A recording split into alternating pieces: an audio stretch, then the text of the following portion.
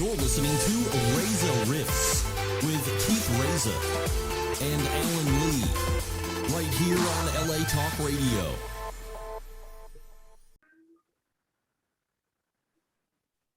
Hey, Rifters, welcome to the show.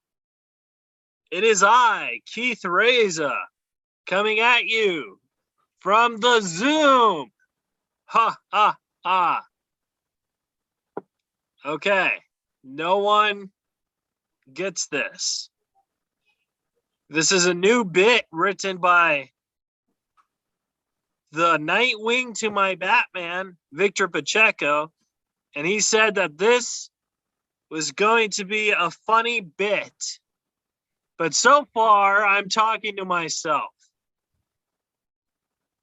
Welcome to the show. Subscribe,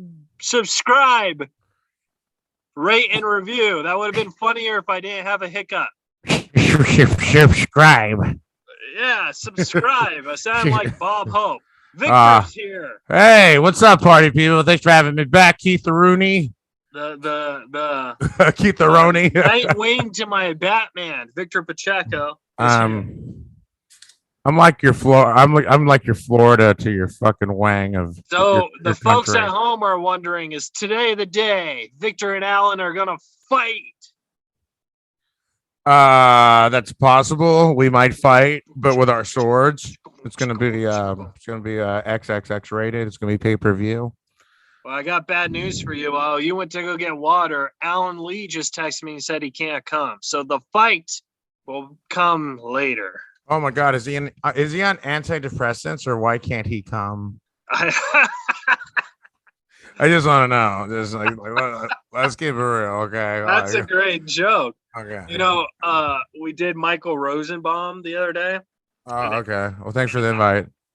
Not fucking with you, dude. I couldn't go. I was just fucking with you. I'm being an asshole. So, Alan shows up 10 minutes later, and like Michael's in the thing, and I was like, all right, well, I do have a trusty sidekick. Like, this isn't just you and me. Like, there's a sidekick involved. And then Michael's like, more like side dick, huh? I wish that you released the video so people could see your head motion. Yeah. Because your head motion was like really suave and like Keith like really did himself up today, looking very pretty. And I can't call him out in front of the guests. Yeah, I'm so pretty. Keith's so pretty. You know why I look pretty? Because I just wanted to pretty myself up. What's wrong with that? Nothing, bro. It's just like you never dress up for me, doll face. You're just dressing up like for certain people. I get it. Okay. No. I know. Pretty for everybody. Okay. Just okay. Name one person I was not pretty for. I'll tell you in private. Listen, No. because I don't want anyone to be distracted watching any of the interview, listen to any of the interviews, thinking that Keith was looking kind of bummy that episode. That's well, that one episode you're talking about. In my defense, the episode you are talking about. Oh my God! I mean, the girl lives in a fucking trailer.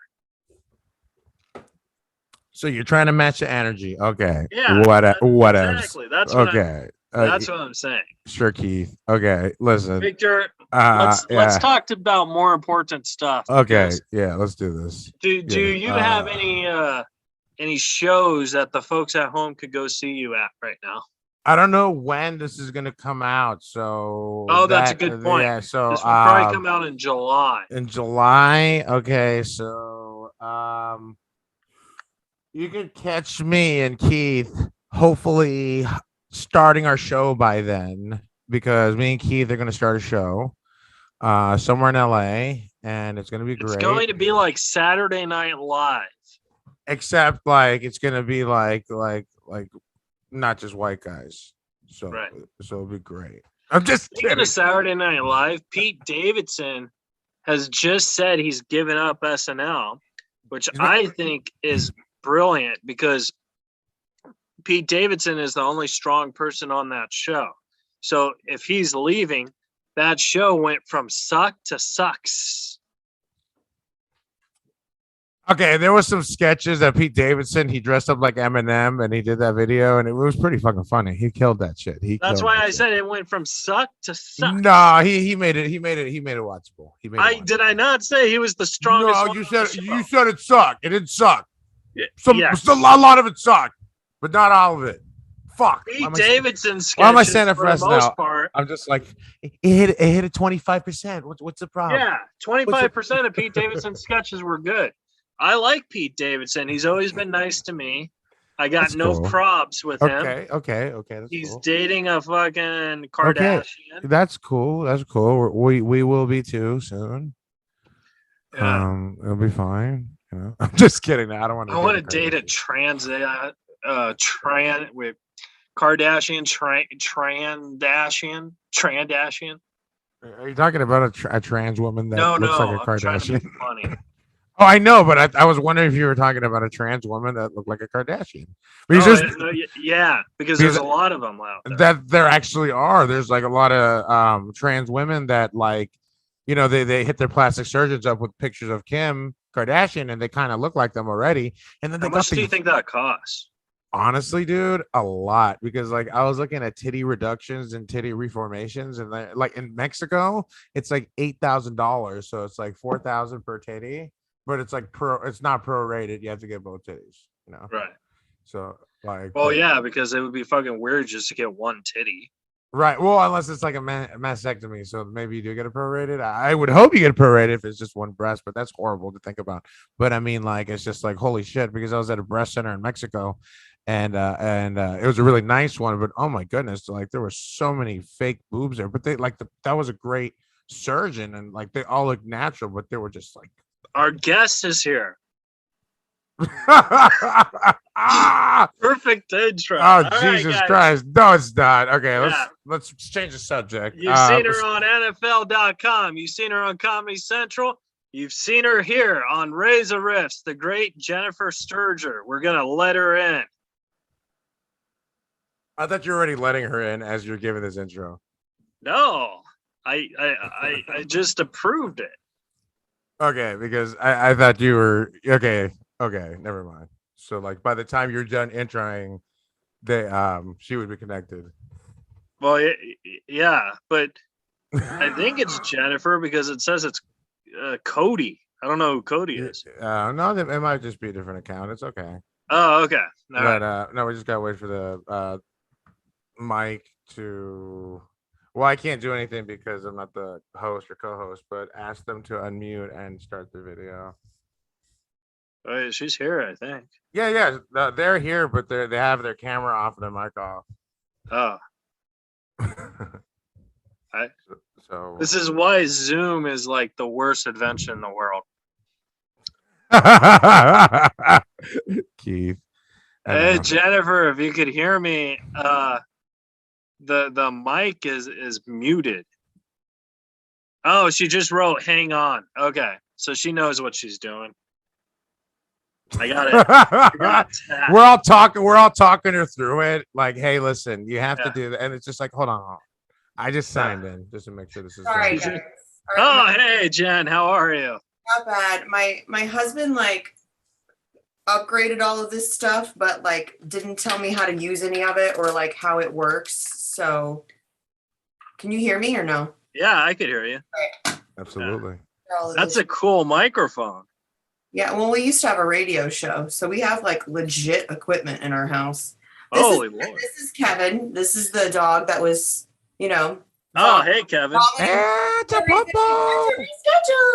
Hey, Kevin, who's a cool little Popo? For the folks at home who don't know, Kevin had a bloody asshole, right? Yeah, he was vomiting blood, but I was like, he started shitting blood too. I was like, can you not today? Can you keep it together, Kevin? Awesome. Jennifer, this is my my Nightwing to my Batman, Victor. Nice. Hey, what's up? Good to meet you. Are we recording now? We started? We're already started? Yeah, we already started. So yeah. Thanks for letting me know, guys. That's the Keith's show decision. Has no point. Keith's decision. Which it's just like, I don't know why you don't just warn your guests, you know? I thought the warning was, hey, here's a Zoom link. I know some comics that could pretty much get canceled if the show was live. Oh So, my God. Yeah, so I feel yeah, that pain. yeah. So it's just like, hey, what's up, my? And then they're blatantly white. But at any rate, yeah. Thanks for Oh God. thanks for joining the. I'm talking about Keith. I'm just kidding. Yeah. It's not Keith. I'm just kidding. No, Keith is my brother. No. I love throwing him under the bus. He's great. Yeah. Am I getting is there any feedback for you guys or no? You're good. You sound great. Yeah. I'm just making sure because I don't have it's not going through my headphones for some reason. So I'm like, if I don't have to have headphones on, screw it. But Yeah. You're good. all right. I'm pretty. I'm not good with the technologies. Sorry guys. That's what I was just saying. I was saying Zoom is the worst invention ever because like say like you don't pay your internet bill, right? Your Zoom gets turned off. Oh yeah.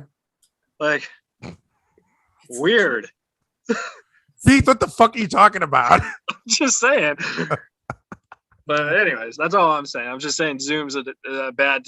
I think Zoom was cool during the pandemic, but now it's like It was cool when it was. This is all we have. you know? yeah, that's what I'm saying. Yeah. But now it's like we don't have to do this. Yeah. We don't have to do this. I would prefer it in person always, but in LA with traffic, I understand the theory behind Zoom. So Yeah. Well, see, we have a studio, but the studio director, he thinks that the numbers of the coronavirus are still high, and he's like, I don't want to open up the studio. Like he's one of those, you know what I mean? Like, I mean, I'm considered high risk, yeah, and I still am just like, you know what? We have to live our lives at this point. You know, like get your vaccines if that's your choice. But like, let's just let the chips fall where they may at this point. I had Delta last August, and man, it kicked my ass. So did it? yeah, I had to get the monoclonal antibodies and everything. I was like the youngest person in the clinic getting them by like 30 years. Yeah. Oh my And god. this guy, like this 80-year-old man, like practically crypt walked in there next to me, and I'm just like sitting there practically dying. Like I dragged my dead body in there to get this, and he was like, "Princess, you look like shit." And I was like, thanks, sir. Thank you so much, sir. I'm like literally on my deathbed. I'm sorry I didn't put on a full face of makeup and, lashes for you. But Yeah. yeah, I was like, do you know how you got it? And he's like, yeah, me and the boys, we were at the Dodger game getting fucked up. And, what can you do? And I was like, oh, I was being completely like, I was working out with a mask and blah, blah, and I still got this shit. So I don't know. Like, I was just like, what am I doing wrong? I just got over. I don't know if I had Delta. I just, cause like when I took the test, it just said I was COVID. It didn't tell me like which one, but, Delta's not really going around anymore. It's that Omicron, which is like, it's basically a cold, Yeah. So that's the one I got. And like my family's like, how did you get it? And I was like, through stand-up comedy. Yeah, I think a lot of people got it, during all of the Netflix events. Yeah. That's probably when you got it. Yeah. It's like, holy Lord. Speaking of the Netflix events, were you one of the lucky ones to do a set for that festival?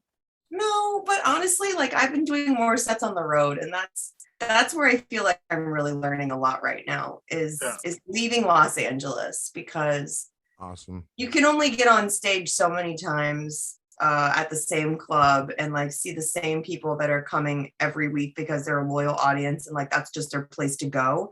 And I just feel like I just needed a change. I just needed a change of scenery. And honestly, like I had a moment in February where I basically had like a mini stroke on stage because I was so stressed and so overworked and like I was having some health issues.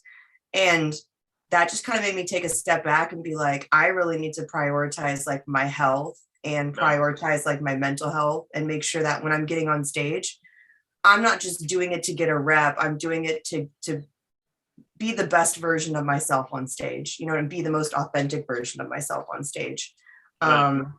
So it kind of like, it threw me for a little bit. And so the roads really helped me kind of reclaim that and get out of my head. And I'm really fortunate to be able to go on the road with great comics like, Chris Porter. Ahmed, Chris Porter. Exactly. I love Chris Porter. Good people. Oh, I adore him. He is one of my favorite people in the whole wide world. Like I agree with you. I think the road is way better than Los Angeles. And I had the best time of my life going on the road for 8 years. And then the person I went on the road with, he died. And then I was like, oh, great. That sucks. And then the person I got another job to go on the road with, he died. So I just feel like everyone. I thought it might be you. Yeah. I was like, okay, maybe I should not go on the road because all my friends are dying. Yeah. Don't go on the road with anyone that you like. Well, me and Keith were going to co-headline on the road, and I just canceled that shit. I was like, fuck that. I'm like, and he's like, it's like, he's like, it's Keith, only. You're funny. You're a nice guy. Liability. That's what Jay Moore told me. He's like, Oh Keith, I love you, but I don't want you to open up for me this year because Norm died and Saget died. And I also open up for Jay. And Jay's like, yeah, you're not opening up for me this year. I was like, how fortunate are you, though, to have been on the road with two absolute legends? Like, I didn't really get to interact with Saget a whole lot, but obviously, he's America's dad. Like, I grew up watching him. Like, he raised me more than my own dad, as far as I'm concerned. Too real.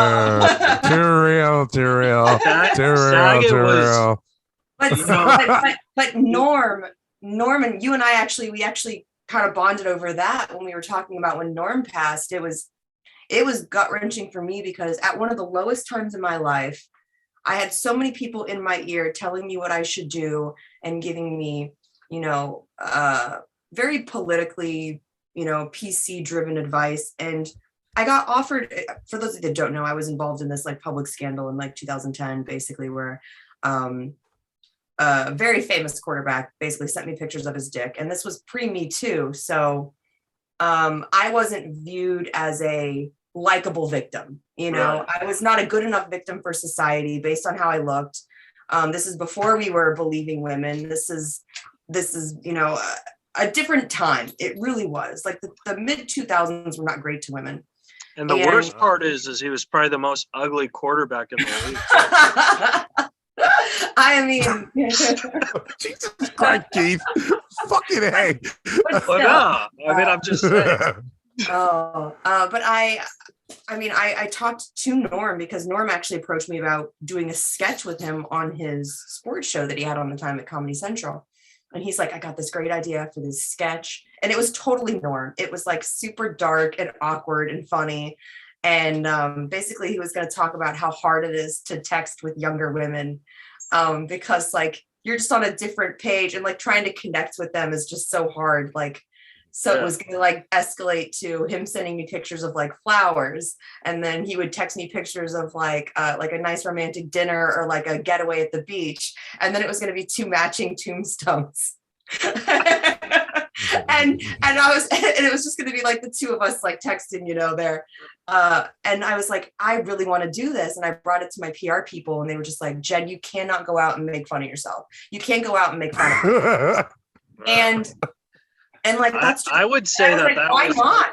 I was like, why not? And they were like, no one will take you seriously. No one will sympathize with you if you go out and you make fun of yourself.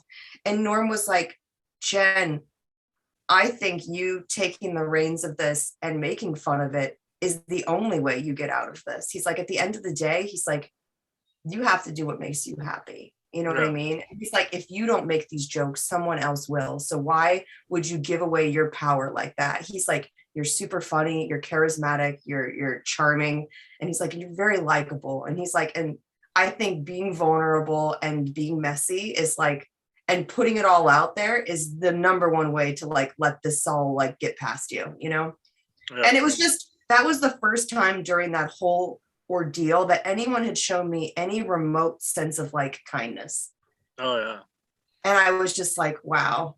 I was so taken aback that someone who I obviously looked up to a lot in my career took the time out of his day, not only to like want to make something with me that was funny and creative, but also like, he says, regardless of whether or not you do this, he's like, I just want to see you come out of this okay. And I just, I'll just never forget that in that moment when the rest of the world was shitting on me, he showed me just infinite kindness. Well, I didn't know you back then, but if I did, I would have showed you infinite kindness as well. No, I mean, like Norm was my best friend, and sometimes I still tweet him because I think maybe he tweets in heaven. I don't know. You know what I mean? And I remember when he died, like Norm introduced me to Saget, and I knew Norm was sick because he told me. But I don't think Norm knew Saget was going to go. So I think Norm was just passing me on to Saget so Saget could take care of me. You know what I mean? And then when Norm died, Saget called me, texted me once a week. You know, like I have voicemails and text messages, and you know, we would go on the road and just talk. He was like a really good friend. And then out of nowhere, Saget died, and it just like really devastated me, and it put me in a huge dark hole because it's like I lost my comedy dad, and now I lost my comedy uncle. Yeah. You know what I mean? So not to bring the room down, like I'm sorry to bring this up. It's just like it's something that you and I definitely like bonded over when we finally did a show together. And just online, we're like I've loved reading your tributes to both of them. And just I think you really encapsulate who they both were as people. You know what I mean? Like I really appreciate that. No worries. I remember when I saw you at Cruisers because I didn't want to bring up this whole quarterback situation because I know, I mean, I'm sure, you know, it still affects you because that stuff like that. Oh my God, I'm still in therapy for it. Are you kidding me? Yeah. Yeah, because stuff like that doesn't really go away. I mean, you could heal and learn and joke about it. The point is, I remember I saw you and you were joking about it. And I thought that was very, very. That was one of the few times I actually talked about it on stage because I was getting ready to go to New York. And I was like, because you can't really talk about football here, you know, in LA. No one knows, no one cares. Like, it's just not a big sports town beyond the Dodgers and the Lakers, you know? Football, it's like, what's that? So Jesus Christ, I have 2 dogs and they're just like chasing me around my house right now. Guys, can you like chill? Mom's like getting into some deep stuff here. Thank you. Lay down. This is why you're supposed to be therapy animals. Fuck, guys. Come on. Lay down. Kevin, seriously. I gave my dog a people name. Anyways, but yeah, I only did that set a couple times, and it was to prepare for a show that I was getting ready to do in New York, because I was like, if I'm ever going to do a show where I talk exclusively about that, I felt like it was one of those things I just had to conquer on stage. It doesn't need to be something that's my regular set. I just felt like I needed to like stomp on the elephant in the room. And be like, let me get this out of the way. And I was like, and what better place to do it than in front of basically a room full of New York sports fans? That's all they know me for, you know? And so I practiced it at Cruisers. I did it one other place. I did it at like the Laugh Factory in Long Beach. And then I had to explain to them what football was first. You know, it took a hot minute. But then I went to New York and I did it and did really well. And I think there were moments when like the audience got kind of quiet because they were like, oh shit, this is a real person. Like this is a fucked up thing that happened to a very real person that is clearly still feeling a lot of this. And I was like, oh, it's too soon for you guys. Imagine me, you know? But I got off stage and the guy that ran the club, he came up to me and he was like, that was really, really funny. He's like, I love that you just owned all that bullshit. And he goes, but just know, like, you don't have to do that. And I said, oh, I know. I said, that wasn't for them. I'm like, that was for me. I was like, I needed to do that material to know that I wasn't scared of it, to know that if someone shouted something at me or something happened, that I could address it right then and there in the moment and be funny and not have it trigger me. Because for so long, like I couldn't even see that name without being like infuriated. So it was like, I had to find a way to make that funny to me. And you got to witness kind of the growth of that. Yeah. And like I was saying, I thought that was, you know, I thought that was very daring because a lot of comics, when something like that happens, they run away from the jokes from that because it's too emotional. And I thought that was, I don't know, I was just very impressed that you just went up there and you did, you know what I mean? Yeah. So, and like I said, I'm sorry because now you probably hate watching something about Mary. Oh, yeah, it's not my thing anyway. Oh, I forgot he was in that movie, dude. Jesus Christ, Keith. Fucking A. Honest- You're like, hey, don't talk about that. You fucking said it like 4 fucking times already. Oh, it's Jesus fine. No, but Honestly- Keith is like, hey, don't get in arguments with people online. Then he gets in arguments with people online. It's like, he's one of those people. That's me too. I'll be like, I'll tell my friends, you don't have to come to my rescue. It's fine. Like, I'll burn that shit down myself. Okay. Like, I will burn it down. Like, he did something, he who shall not be named, did something really dumb. And he basically was on CNN giving an interview about how he didn't think children under the age of 10 or 12 should play football because the science says it's bad for children's brains while they're developing, And then at the end of the interview, the lady slipped in a question like, so I know while I have you here, there's this whole controversy going on with like the NFL and vaccines. I just wanted to know, have you been vaccinated? And he basically flipped the exact same line that he had used. He's like, well, the science just isn't there yet. Which is just his way of being like, of course I didn't get vaccinated. And I was just like, I just don't know what made me wake up that morning and choose internet violence. But I was like, I wrote something to the effect of, who knew you could be scared of a little prick, but also own one? Right. And everyone was like, everyone shut it down. The internet is done for the day. Maybe the week. Sterger wins. Everyone go home. That's empowering as fuck. And I had like small dick apologists come after me. You And they body were like, shaming. I can't believe you're body shaming me. I was like, listen, I've been body shamed for every inch of my body, okay? Oh my He's only been body God. shamed for 2 of his. Calm down. Wait, so on a scale of like 1 to 6, we're talking small, right? Bro, we're not. Just Google it. I'm not gonna. Oh my God, there it's are Googleable. guys- It's Googleable. Because Keith told me not to say anything, and then he fucking said it 4 times. So I was like, "Fuck it, I'm gonna just go for it once." No, dude, it's Google. It's very Googleable. Google yeah. like images. Nice. It's, I'm it's feeling. a great thing when you're like talking to like bookers at clubs, and they're like, "What picture can we use of you?" And I'm like, "Whatever you do, don't Google image my face because it's gonna be me and then a 40-year-old penis. Don't do it. I don't need that on the flyer. Is what I'm saying. Unless it's a bringer show in West Hollywood. That's the only way. Oh my God. Yes. You would Jen, kill I it wanted to ask you because like Victor and I were having a conversation about this. Victor was telling me that there's some people out there.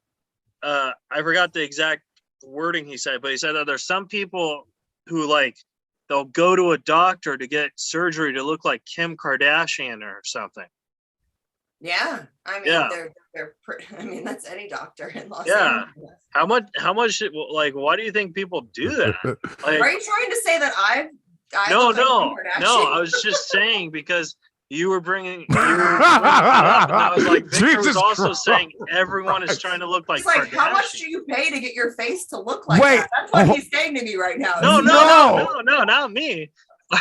I'm just saying. I was just wondering why do people do that? Are we married? Because honestly, like the only person I've seen stick their foot in their mouth this much is my husband. I apologize. No, you look great. I swear. No, I apologize. I didn't mean it like that. I was just. You're gonna sleep on the couch tonight, Keith. No. That's what's going on. It's fine. He's there. You're bad. No, I seriously apologize. I'm replaying it now in my head, and that was just inappropriate to put in that. So it's fine. You can share the couch with my husband and the 2 dogs, so it's fine. No, it's so funny though because I was literally just talking to someone about this, and I was just like, I ended up being in New York the same time that Kim Kardashian was hosting SNL, and I was like, I have to go watch this if I can. And so I hit up a buddy of mine that was a castmate, and I was just like, yo, if there is any way you can get me into this, I need to witness this. I just need to see how this actually all goes down without all of the editing and the television stuff. I need to witness this in person. And I got to watch her episode, and then we went to the after party and stuff.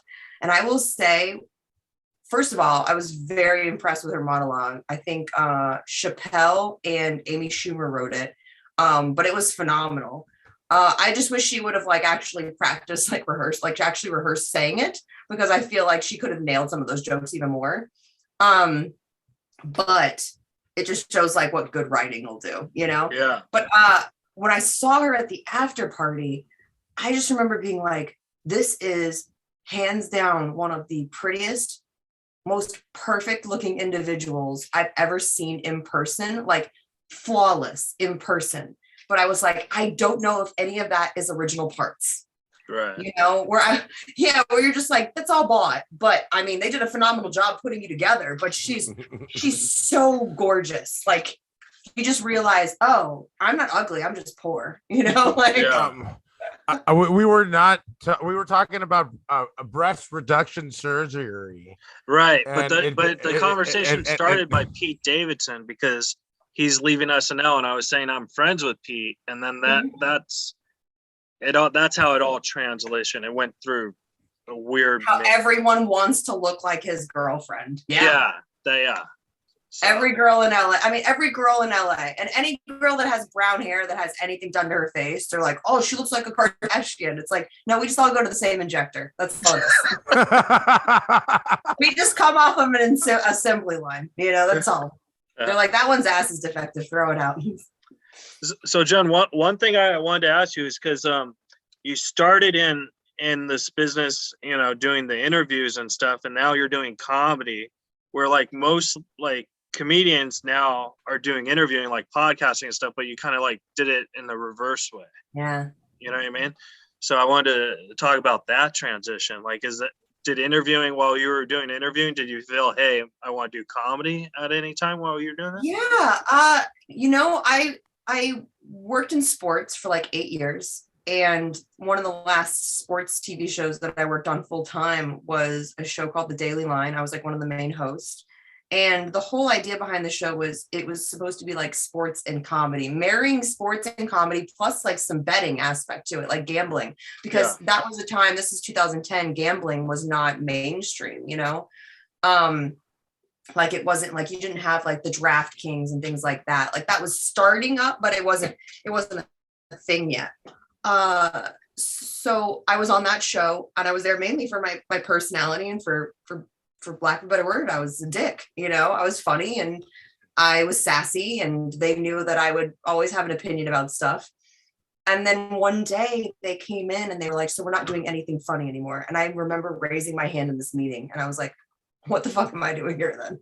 Because I was like, that's not the kind of show that I signed up for. You know, I wanted to do something different. I wanted to do something authentic. And that was what that show was. It was this weird little show that had a cult following that was very akin to like Sports Nation. And we were really doing something different. And I feel like had the Favre stuff not come to light at the time it did, you know, that show might have taken off. It might have been something, you know, even more special. So that was a bummer. But I worked there with a comedian named Reese Waters, and he and I just used to get in so much trouble because they were like, we can't sit them next to each other at the table because it won't stop. Right. Like they'll just feed off of each other. It's this infectious energy. Well, they're just one up each other. They're like, we have to separate them. They're like kids. And so that was kind of like, they're like, oh, she's really funny. Like we can give her like funny, snarky stuff to say, and she delivers it really well. And then I hosted after that show was canceled. I worked for a show on Spike, and I was interviewing this comedian. I don't remember his name, unfortunately. He had a show on Comedy Central and couple other things, and Norm Macdonald. No, it wasn't Norm. I'm actually very disappointed that I don't remember his name right now in this moment. It's like on the tip of my tongue, because he actually was like, when I was done interviewing him, he goes, you are super, super funny. He's like, has anyone told you like you should do comedy? He's like, you're just quick and you're snarky and you've got like that little like edge to you. He's like, you really should try like improv classes. So I tried improv. I enjoyed it. But I kept thinking the entire time I was taking improv classes, I was like, you know what would make this great is if we all like fucking wrote it down and rehearsed it. Yeah. Like, as quick as I am on the spot, I was like, I know my brain is more of a writer brain, and I knew that I could write jokes. So it was like once someone taught me joke structure, I really just kind of ran with it and embraced it. I worked with a group out here called Pretty Funny Women, and I worked with Jody Miller, who's a phenomenal comic. I love Jody, yeah. Yeah, and she had a big part in raising me. She's kind of like one of my comedy godmother. And I just took the ball and ran with it once I kind of had the groundwork laid for it. And then I got into different things out here. I did a lot of roast battle stuff when that was like still underground and still really edgy, you know, before they made it big and got on television. Yeah. I was doing that. Did you like that type of humor? Like unfortunately, it comes way too naturally to me. Right. But it's because I spent most of my childhood defending myself from bullies. So like, I just feel like that roast mentality, it was a defense mechanism. It came very easily to me. I still think I hold the record of being the only person that's ever been physically hit at roast battle. What? I could be wrong. Wait, but, who hit you? Was it a guy or? No, it was a girl. Was it like for reals or were they playing? Was it for reals? I got punched in the titty on stage. Wow. Oh, that's fucking horrible. Did you sue? Oh, wait, that's a personal question. Sorry. No, what happens at roast battle stays at roast battle. No, fuck that. I get punched in my titty. I'm fucking suing. That's my titty. This is my body, my choice. No pun intended. Like, seriously, no, fuck that. That causes tumor. It actually just inflated more. It was like those Reebok pump ups that you had back in. I was like, oh, thank you. That one was a little lopsided. I'm glad we're evening things out, you know. But I don't know. Like I've just always enjoyed roast battle. I still help people write jokes for their roast battles, but I just got tired of the only thing anyone could come at me with was you're a slut, you're a whore, Brett Favre dick jokes. Like that's all they could bring to me, and none of it felt original. Like when someone genuinely, because like at that point, you know, this is 2014 when I was doing this. This is 4 years into like after post Brett Favre like saga. I was like, I'd heard every dick joke humanly possible. So I was like, there's nothing you can say to me that's going to hurt me more than the internet already has. Yeah. So I was just like, you better come, if you're going to make me laugh with a dick joke, it better be so original. It better be so well crafted that you catch me off guard. Yeah. If you go for the layup, I'm just going to stare at you. I will no sell you so hard. I'll just stare at you and be like, did you enjoy that? Yeah. Andy Dick says the same thing when like people make fun of him for it, you know. And the reason why I don't like roast battle is because, you know, no one, you know, did something like that to me, but they always pick on my autism. And I think like that's more of a, like, I don't think that that's funny. You know what I mean? I think that that's not clever. No, exactly. I'm like, come at me with something original. You know, if you're going to make fun of me, come at me with something original. One of the funniest things someone has ever roasted me with was I actually, like I was telling you guys before, I got COVID and I got it really bad. And it's because I have I have an immunodeficiency. So like I'm incredibly high risk when it comes to COVID. I have this thing called CVID, which is common variable immunodeficiency. But one of my friends likes to refer to it as he's like, oh, Jen, I didn't know you had the AIDS. And so he loves to make fun of me being the sick girl because I don't look sick, you know, right. So people have no idea that I deal with this on a daily basis, you know.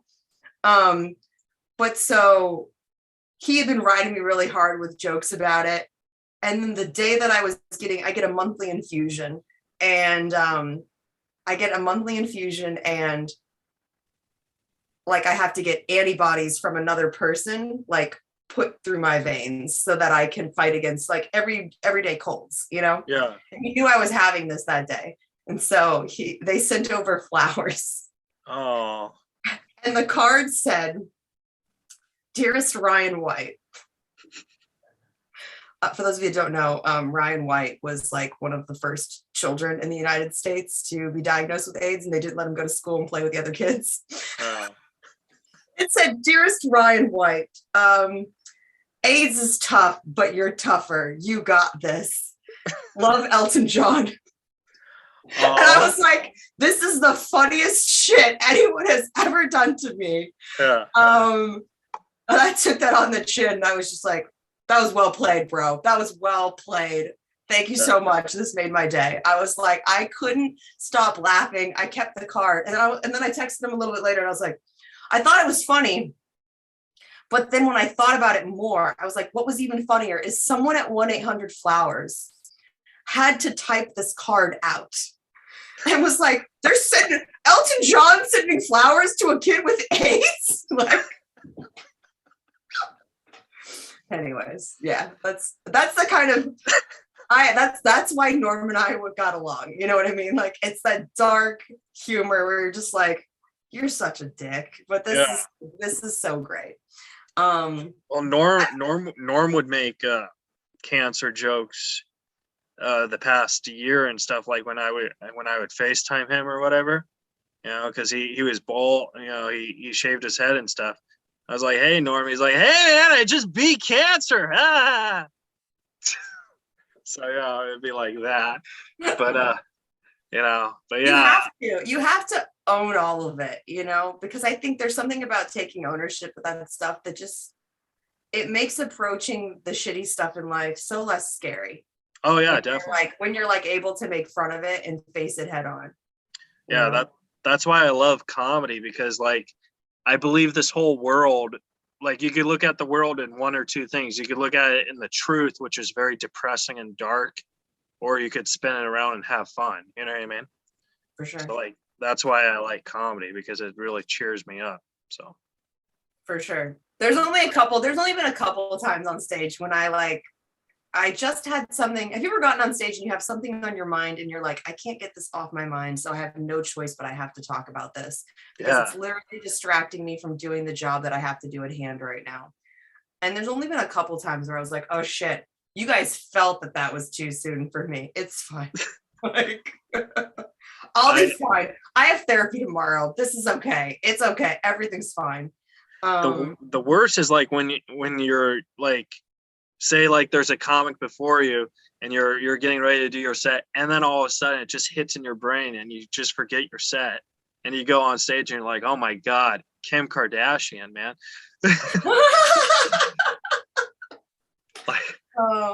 like try doing that on a podcast. It's embarrassing. Oh no, trust me. I get it. I totally get it. Where I'm just like, I had so many things I was going to talk about. And then it was like I just stroked out before I got up here. Anyways, I'm pretty. That's always my excuse whenever I do something stupid. That's happened before on the road. It was like myself, Chris Porter, JB Ball, and Brad Williams. And they were like, they kept saying all day, they're like, we're gonna go to Ecstasy for breakfast, for brunch, Ecstasy. And I was like, you're taking me to a club for breakfast? Like, I was just like, what? Okay, fine. So then we pulled up and it was like one of those restaurants where they had the pun. It was Egg-stasy, but all day long. I've been hearing them say ecstasy. So my pretty ass sitting in the back seat of this car goes, oh, Egg-stasy. and I just, Porter and JB turned around and they were like, you shitting me right now? I was like, I'm sorry guys, I just got that. Yeah. I got him back for it though, because we went to an event. The Dave Chappelle had an event with Busta Rhymes for the Netflix is a Joke Week, and it was called Dave and Busta's. Yeah. And I was like, and he was like, oh, this is so sick. They got all these video games around here. This is so funny. This is so much fun. And I was like, yeah, Dave and Busta's. Yeah. And he was like, oh, Jen, this is my ecstasy. This is my ecstasy right here. I was like, now I wanted to ask you, like, because I have a feeling you would make a lot of money doing this. Like, if you were on OnlyFans, no. If you were on Cameo, and like people like have you like do a cameo, but for like their drafts or whatever.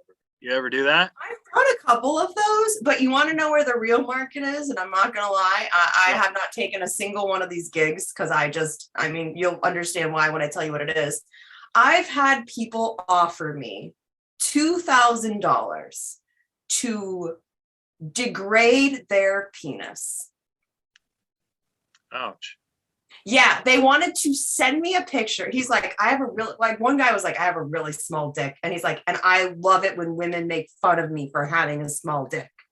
And he's like, I'm going to send you a picture of it. I'm like, no.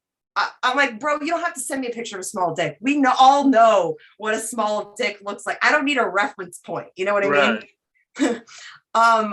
But there's apparently like a home market for that where like guys are like, can I send you a picture of my dick? And I was like, I can't be the girl after everything I've been through and everything I've fought for. I cannot be the girl that's like, for $2,000, yeah, I'll make fun of your small penis. Like, I can't bring myself to do that. There's something about having more like morality standards for yourself, you know? That's why you got to standards ask for 20 grand.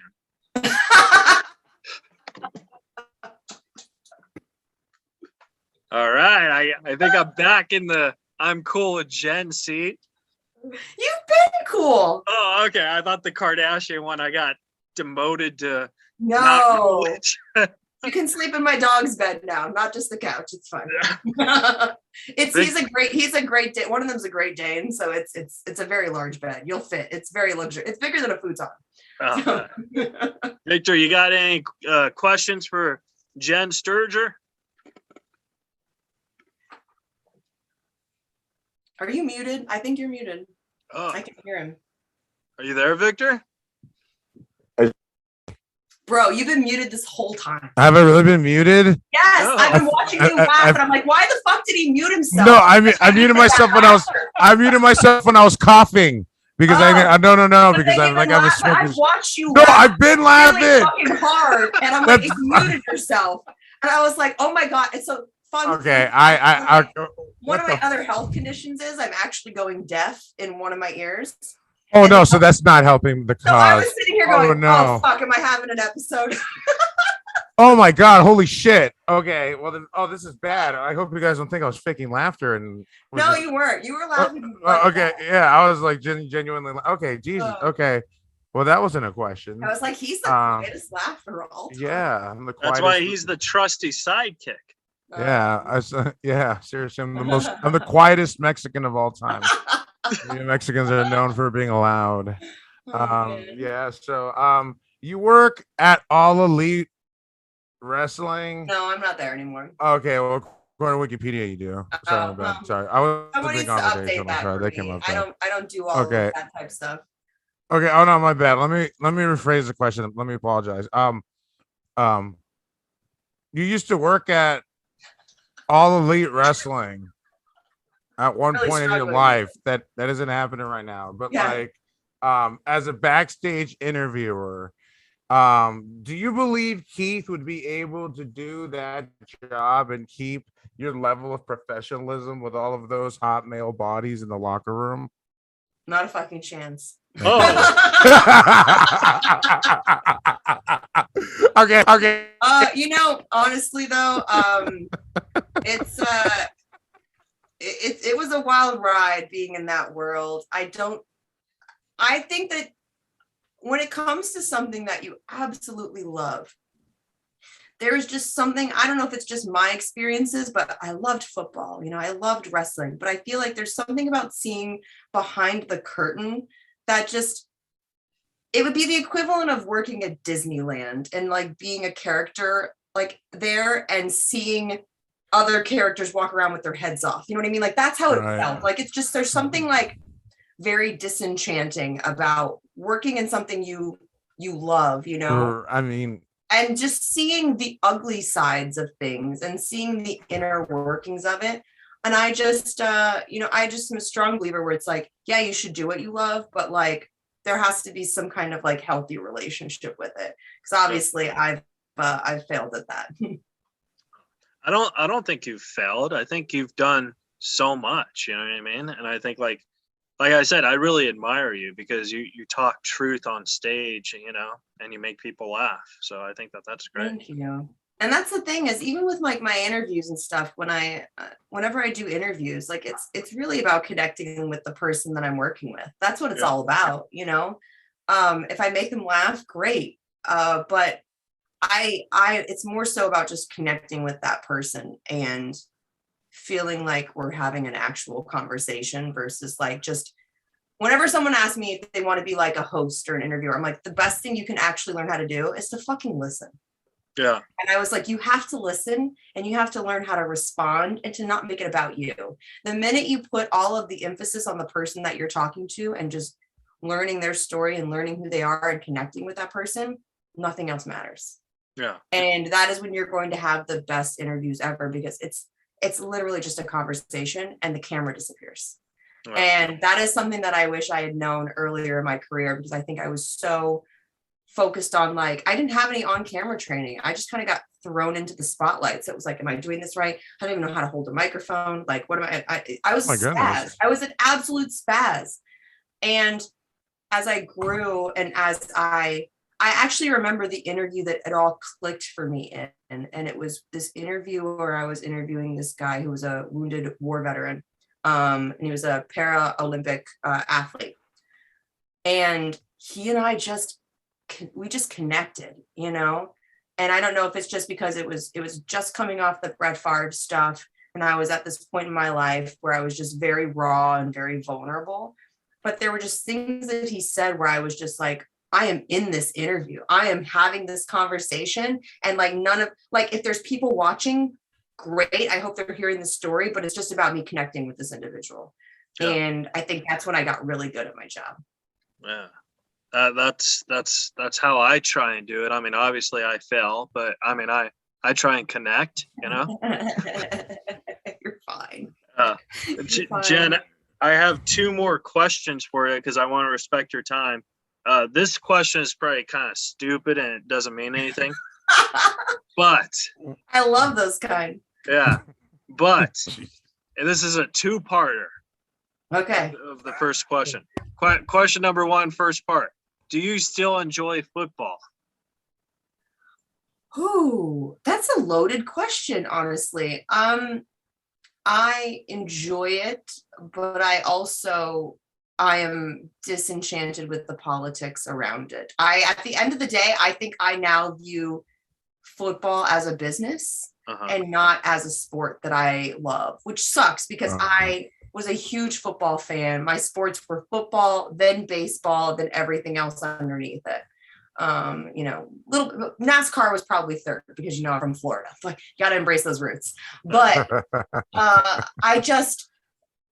there was just something about seeing how women were treated in the NFL and by the NFL that just made it like, oh, you want my money. You want me as a customer. You want me as a patron. You want me to view your sport, but you don't care about what happens to me. And there's just something that's so dehumanizing about that I just was like, I don't care if I watch it. If it's on, great. I'm like, turn that off. Like, I'm not like old man that shouts at clouds angry at them, but I view it for what it is. Right. Well, it's like, I hate seeing when bad people do bad things and they get a pass because at the end of the day, the NFL makes more money off them than they do the victim. That's the kind of stuff that hurts me, and it's the stuff that I will go to bat for any day of the week. And that's the thing is it's like when anybody tries to like get kind of, anyone that I work for gets sassy with me or, I feel like they're mistreating me. I'm just like, look, I went to bat against the NFL. Do you think I am remotely scared of this? Right. I'm like, if I can withstand the storm that I went through before, I think I can face anything. And that almost broke me. But I mean, I think I came out a much stronger person. I don't think that I'd even be able to do stand-up if I hadn't gone through it. I wouldn't have the balls to do it. Because there's just something about, when you've gone through something that humiliating, that embarrassing, what's the worst thing that can happen? You don't kill. Right. You bomb, big deal. Yeah. And then the second part of that question is actually from Adam Rank.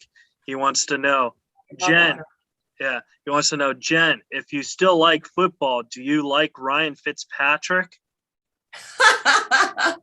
I love Ryan Fitzpatrick and all Yay! of the iterations of Ryan Fitzpatrick. There was like a hot moment where he went through that phase where I was like, he just looked like a fixed gear bicycle riding hipster for a while, and then he became like the Conor McGregor vibe down in Tampa. I was here for all of that. Yeah. I love personality. So any player that shows that they are something more than just the number on their back in a jersey, and they have and they're not just spouting off like bullshit, like talking points from the league or from their team. I love all of that.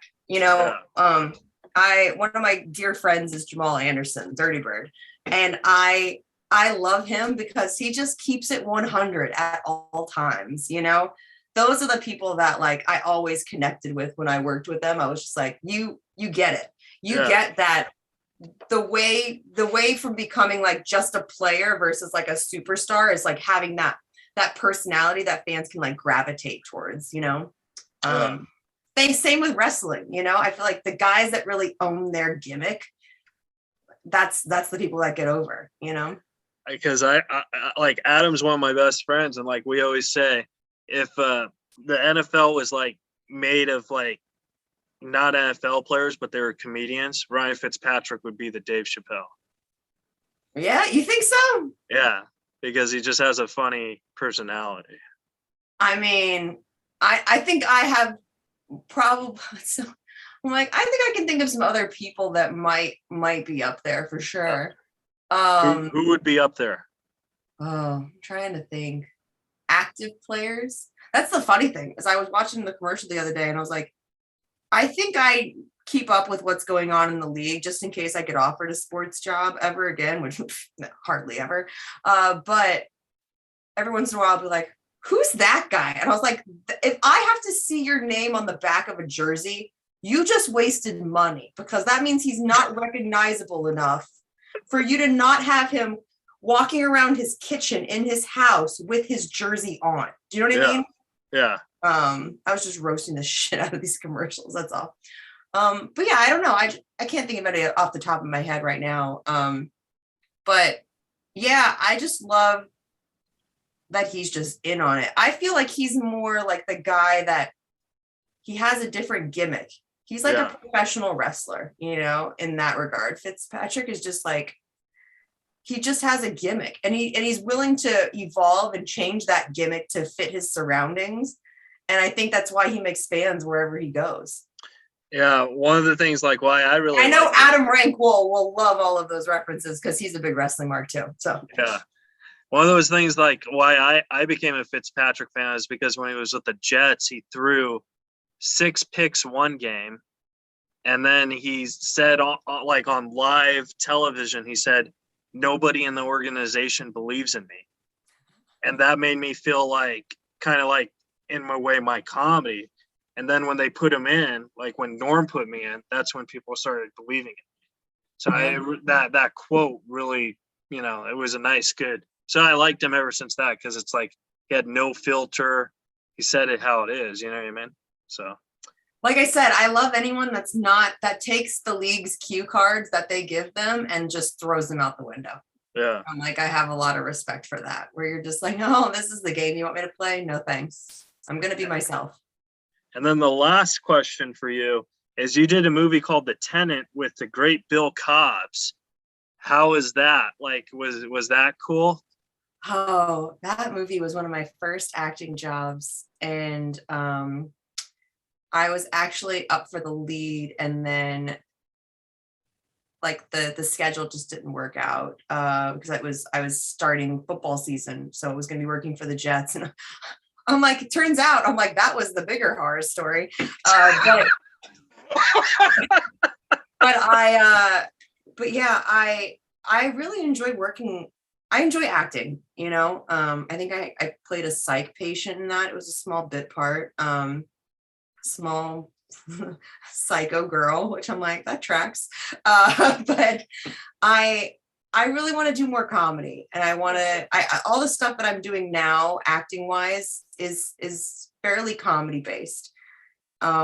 we've actually been winning a bunch of awards with this really dumb idea that I came up with when I was on edibles one night. And I texted a fellow comedian friend of mine, Eddie Pence. I was like, Eddie, I got this idea. I was like, I want to do like, this is when Louis was big before, he did all of the dick stuff. And I was like, I want to do like a Louis about your life, but I want you to be replaced with like some 80s, 90s nostalgic character. And I was like, who should it be? And we like, we're just rapping back and forth. And I was like, duh, it's Cobra Commander. So basically it's basically the story is Eddie Pence's life, but like we fooled with it a little bit, obviously, to make it funnier. Right. And it's like Cobra comes out to Hollywood and tries to make it as like a stand-up comedian / actor / influencer. Like he's just trying to find his way ever since he got kicked out of Cobra. But so we've done a couple of little shorts, and then we did like full like features that were like 20 minutes long. We did like a Christmas one where we ripped off all these Christmas movies. We actually did like the air duct scene from Die Hard, that we constructed all of these refrigerator boxes that we lined with aluminum foil. We made Eddie crawl through it, and he's like, they said, come out, have a few laughs. No. He's like, begrudgingly, he almost lights the refrigerator boxes on fire, I think, because he had a mask on and couldn't see shit. So we did that, and then we did a horror one where we like even upped the production value so much so that it's like winning all these awards at like film festivals. And I was like, apparently everyone loves to drop acid at film festivals because they think that we are producing quality material here. But the point I was trying to make with is it's a horror one. And so what I loved about that is I got to like play some genuinely scary moments, because part of that movie is they terrorize his ex-wife, who I play in these shorts. Her name's Sharon. And so like at one point I had to do like the scene from where she's like, I forget what movie it's from, is it Poltergeist, where they're like pulling the skin off of their face. Like, so it's like the mirror scene where I literally ripped a prosthetic cheek off my face and like blood's coming. Oh, it's so crazy. And I built all the prosthetic myself too. Like I was like, I'm going to make this shit look real. To the point where I was like, I might throw up watching myself right now. So I did that. And then we did another one where I was like, we got to do a scene from Us where like I get stabbed by another version of myself with like the scissors. And someone just wrote me that saw a screening of it the other day, and they were like, hands down, one of the funniest lines was when you get stabbed by yourself and you're like dripping blood out of your mouth. And it's like a genuinely scary moment. And you just look at yourself and you go, I look good in red. Like, it was just such a gen line. We're like, of course, that's the fucking moment when you're staring there looking at your tethered in like a full red jumpsuit, and you're just like, you look hot, bitch. Like, well, Jen, where can the folks at home follow and support you at?